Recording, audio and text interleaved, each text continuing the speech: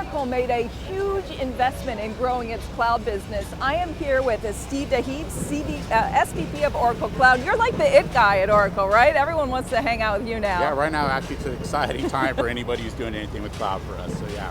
So let's start first with the acquisition that you guys announced last week, NetSuite. Help us understand how this fits into Oracle's strategy, because you did pay a premium for this company, so you obviously wanted it bad. Yeah, but I'd say, at a high level so earlier on, so there's only so much I can comment on, but we're really excited about that acquisition.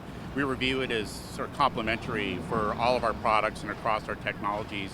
And I think more than anything, it actually demonstrates our commitment to cloud and offering choice and access to innovation for all of our customers. So we're really excited about it, and obviously we'll reveal much more as we move forward. I think a lot of people like cloud, in their personal lives. Our pictures are on the cloud, all sorts of stuff is there. I don't think people understand the business implications and how much growth potentially the cloud is. Yeah. When we think of cloud, Oracle tends to look at it holistically. So there's multiple layers of the cloud.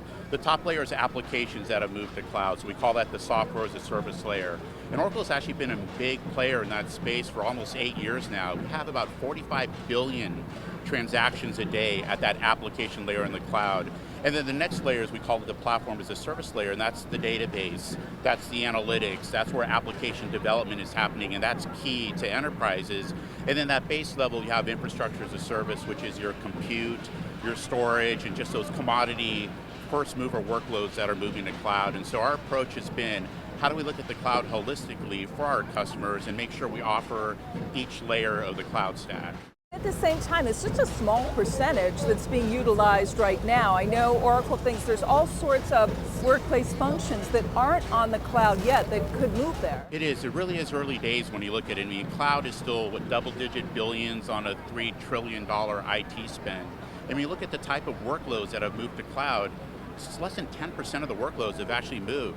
And so I think we're in a great position because you look at these enterprises, manufacturer, retail, life sciences, education, government, transportation, all these companies that are going to start moving to cloud over time, and it's a journey for them.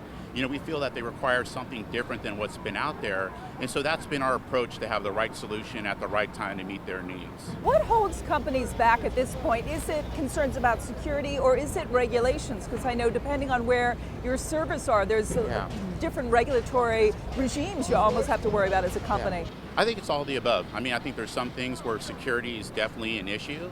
And I think with us uniquely now, we're able to turn security from an inhibitor to moving to cloud to an enabler. People realize even major financial institutions, other customers, that our data centers are probably going to be more secure than what they can do on site. And so I think that's interesting. You look at regulatory compliance, and we've done things to specifically solve that so customers can start moving to cloud. And then as they move to cloud, while some of these initial commodity compute workloads have moved over, the workloads, those enterprise mission critical applications that companies run their business on, haven't quite yet. And so this is where we come in, and we offer things around security and around availability and around scale and around performance that we understand just from decades of doing business with these people, how to move them forward to cloud. The great thing is a lot of these workloads today run on Oracle. So I feel we're in a great position to help move them forward to cloud. I was just going to ask you, is that where you think your competitive edge is? You had the enterprise business already, so we have seen a lot of people move into cloud, and we've seen good numbers from companies, whether it's Amazon or somebody else. So is that kind of your selling point, that you've already got them and you've got some of these other platform solutions? I think so. I think when you look at holistically what we've offered, we have the foresight into cloud because we've been through these transitions before, and we understand what these customers uniquely need. So can we provide commodity infrastructure as a service compute like Amazon does? Absolutely. But ultimately, we're also very focused on those next layers of cloud, the applications that have to move to cloud, those databases that have to move to cloud, and what the requirements for those type of workloads are.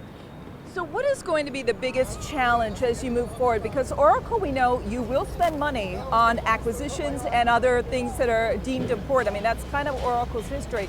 So I'm going to assume money and investment is not the hurdle, but what are some of the challenges now that you have to look to as you're trying to grow? I think we've been looking at cloud for a while, so I think a lot of these things that we've actually been addressing. So we can go through acquisition. We spend about $5 billion a year just on our own internal development as well. These solutions that we're coming out with didn't just happen overnight. These are thousands of people and years worth of work to deliver what we're delivering to market today.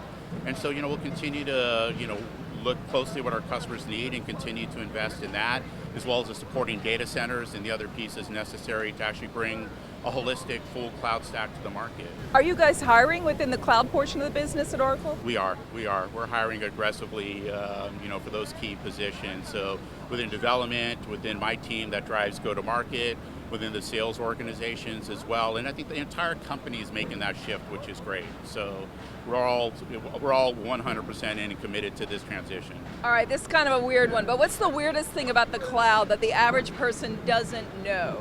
The weirdest thing about Or the most cloud, unusual thing, or what it can do, something that, your grandmother might not realize.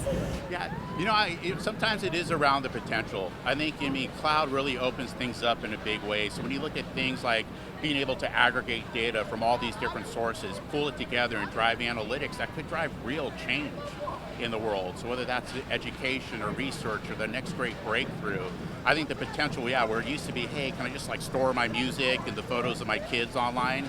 That's changed to we can do real change out there. And I think that's actually one of the most interesting things about cloud, and personally one of the reasons why I'm involved in doing it. Steve DeHeeb, I'm going to call you the Oracle It Guy. It's been great chatting with you and finding out what's going on. Thank you so much for your time. It's great.